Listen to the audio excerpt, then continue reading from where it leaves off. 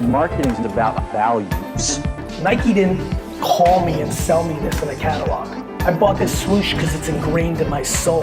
When you have a product that really resonates with customers, the word of mouth grows like wildfire. Minute Marketer. This is part dos of 10 AI/vibe marketing trends you need to know about today. Trends, strategies, tactics, tools, all of the above will be covered. We alluded to this last time, but we want to give a shout out to Eric Siu, Eric S-I-U, great podcaster, influencer, runs a cool marketing agency. These 10 are from him. So we source these 10 from him. We're giving our 2 cents and topics on, or 2 cents and tips and tricks on them. But we'll pick up where we left off on number 6. AI is making ads completely by itself. These new tools are figuring out what your competitors are saying that's working, drafting the script, using those AI avatars like we talked about in the last episode, which if you haven't checked out the last episode, you absolutely need to. But these AI ad creation tools like icon.me or adcreatives.ai are literally creating winning ads by themselves. In fact, I used to work with a video editor out of India. I paid him a flat, whatever it was, like $1,000 a month, and he would edit me 50 or so Instagram reels. And he messaged me literally last night and said, hey, I'm no longer just editing content. I'm using AI to script ads. And then I've created a bunch of women UGC creators. He sent me some of these examples that he has, these case studies that he's created for other companies. But he's like, I create the script. I have the AI avatar read the script. I add in B-roll and I give you 30 ads for $500. And it costs him $25 or $50 in AI credit. These AI ads are going to help people who seriously invest in ads, specifically on Facebook or Instagram or TikTok. These UGC type of content is going to help everyone create a lot more ads, find winning creative faster. And you don't necessarily need to use some of the old platforms in the past where you would hire 30 different humans to take your product and say, this is my favorite water and you should drink it because XYZ. So number 6. I think to me, we could even not put enough emphasis on the first part of that, of how AI is helping look at competitors, look at trends, look at top performing ads, like a lot of the manual research that just, going back just a few years, right? Your team was able to differentiate because you knew what worked. You'd seen testing across a lot of different accounts, as you guys ran Facebook ads for a lot of e-com brands, right? Like we could jump straight to the AI avatars, and we talked about that a little bit in AI avatars and video in one of the previous trends.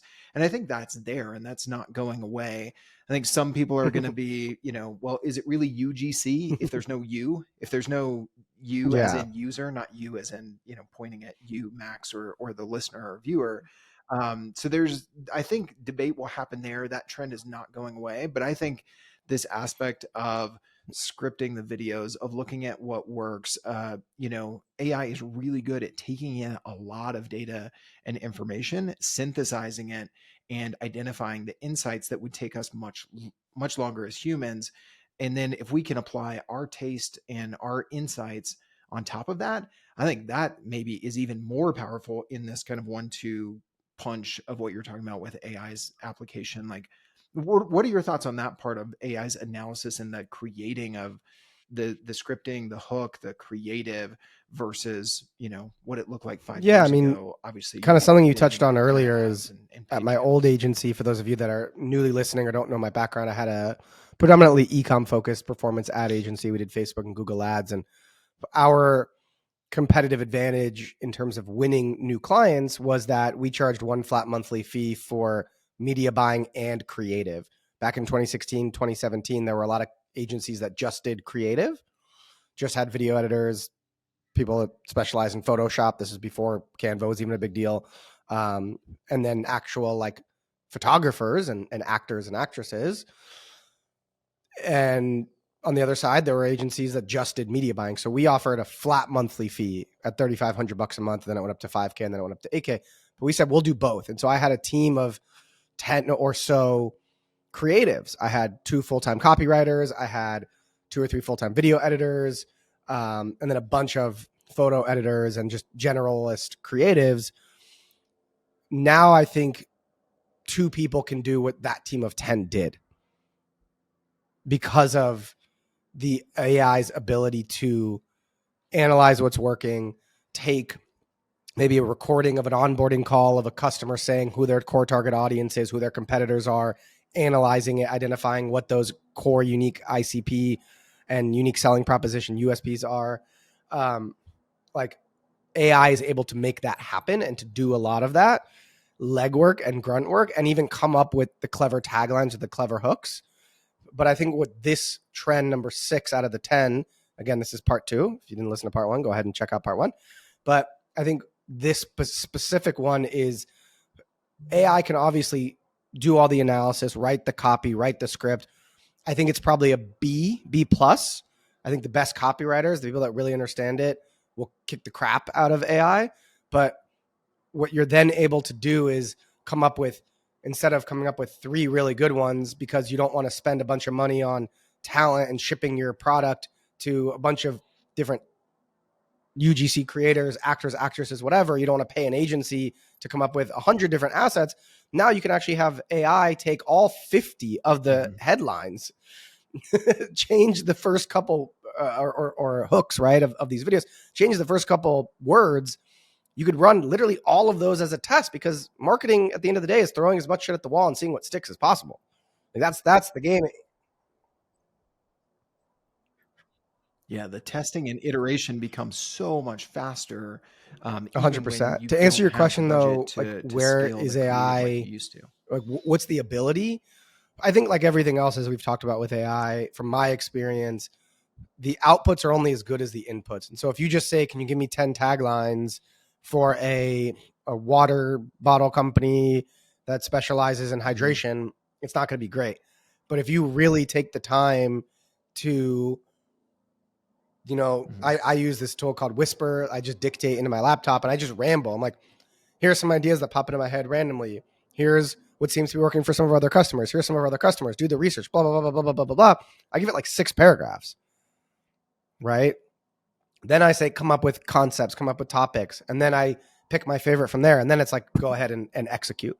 Go ahead and write the tagline, write the script, write the hook, whatever it is. So the outputs are only as good as the inputs. The more inputs you can give it, the more descriptive you can be, the better outcome, the better result you're going to have in your marketing assets, whether you're using them to create ads, as is this trend number 6, or not.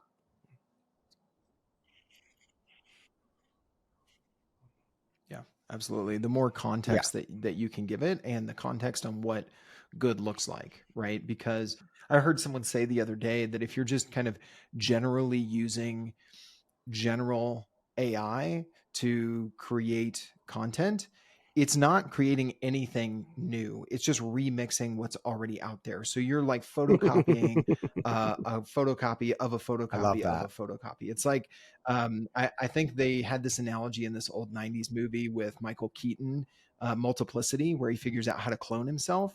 And the clones keep getting dumber and dumber. And they're like, you know, when you make a copy of a copy and it's not as good as the other, and the guy's just like really not with it. So makes me think of that. So you have to add your originality, your expertise into your system prompts or into the custom GPT or just into the prompt that you're creating to do whatever you're doing. So I think we're kind of, it's a good segue into trend number 7, which is about AI research replacing expensive consultants. So as we talked about on number 6, AI does a good job of finding and processing a lot of information, and that's where a lot of folks have paid pretty big money to research firms, to consultants, to do these market research, to find these insights that set their marketing strategy. And I'll tell you, I've got one market research prompt that I've used with ChatGPT's deep research that gives me, man, something that you'd probably pay thousands of dollars for just a few years ago to a marketing consultant to generate for you to direct your content strategy. So I'm seeing this even on a small scale. I'm a small solo agency, and I'm seeing how I can move faster for big companies doing even more research and spending thousands or millions of dollars on it. AI can definitely replace and or supplement that.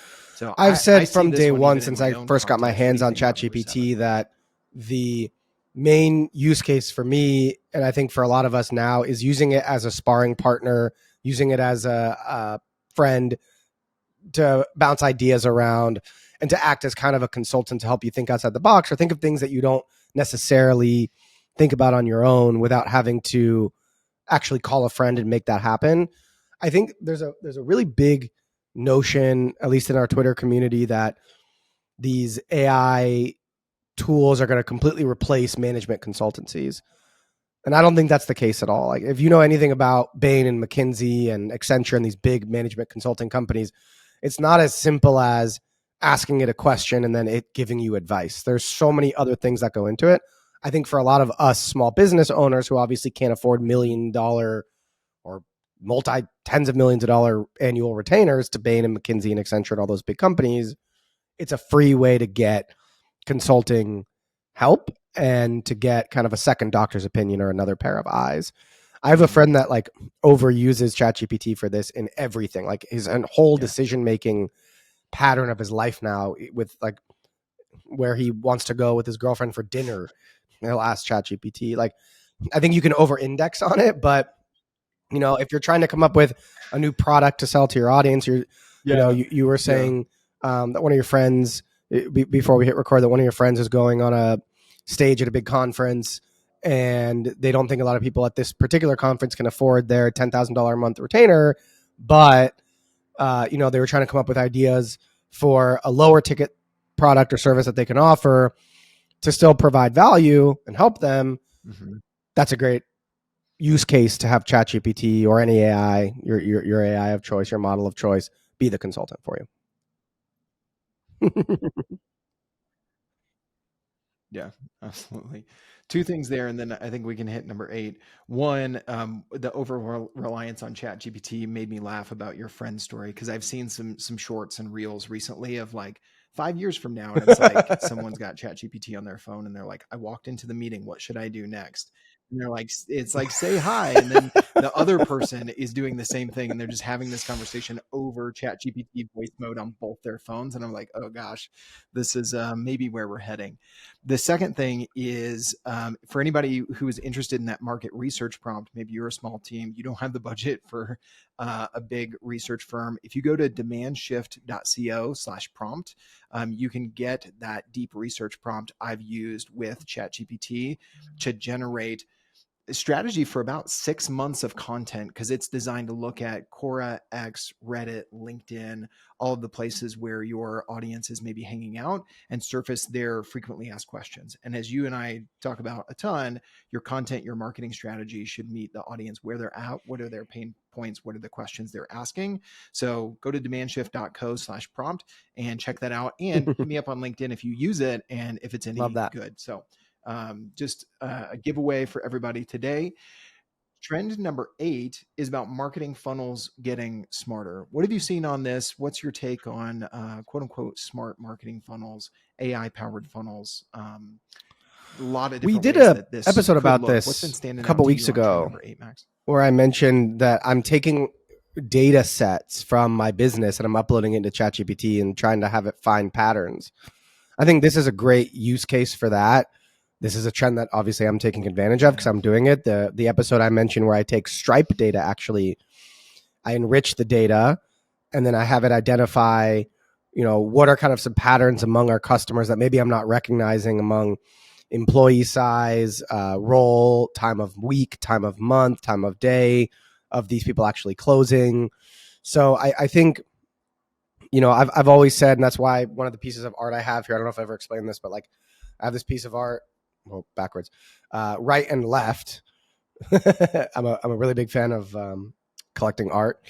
I over indexed on art after I sold my last agency, but really big fan of this artist. And I have this here because I've always said to be a really good marketer, you need to be both right brained and left brained. And I think I'm a really good combo of that because my background, I first got my start in finance.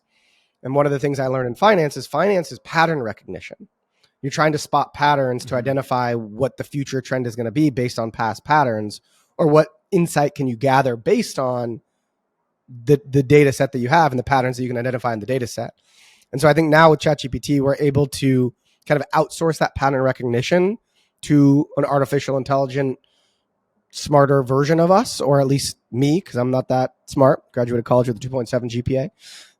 And so I think it's that. I think it's finding the patterns in the existing data sets. Like I'm shocked no one has created, I've said this so many times, maybe not on the podcast, I've been shocked no one has created a Chrome extension that sits over Facebook ads and looks at the data to try to spot patterns and say, hey, you should make this recommendation, you should make that recommendation, because Facebook, or at this point Meta's recommendations, are not great, and they're not optimized for what we want, which is to make the most money possible. They're optimized for Facebook to get the most amount of money from you as possible. So I think, trend number 8 being marketing funnels are getting smarter. Of course, we have to do that. We have to take that step to send the data to the AI, but using it to spot the trends is what I think is at least how I'm leveraging this trend as much as possible.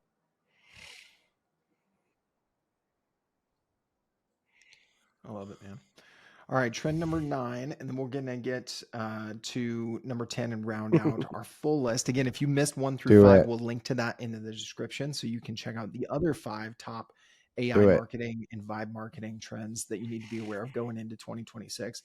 Number 9, though, is people search with voice and video now. And so making content, it's amazing to me, man, on LinkedIn, how many times I see people talk about quote unquote content marketing, and they're just still in 2025 or 2026, when you're listening to this, are still just talking about blogging.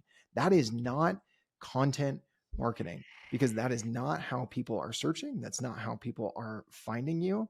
There are times when I just go straight to ChatGPT, or I go straight to YouTube to find the answer that I'm looking for, and I never hit Google, and I'm definitely not going to a blog post. So I'm definitely seeing this. I couldn't agree more. What I keep telling people is blogs are going to be outdated in a couple of years. Newsletters are essentially blogs. So take the content, post it on a blog, but then email it to everyone on your email list, everyone that's visited your website, everyone that's ever booked a call, everyone that's ever collected a lead magnet.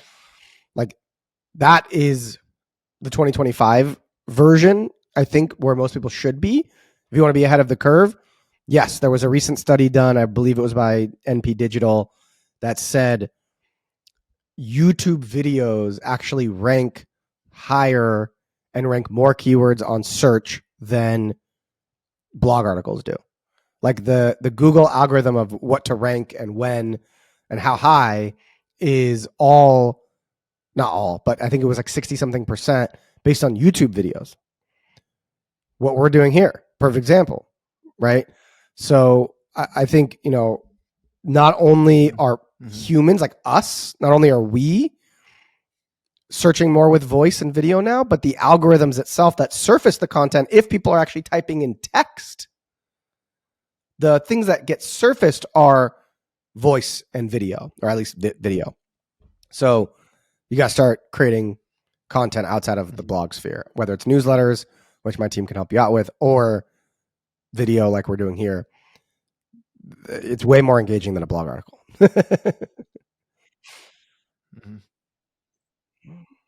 Yeah.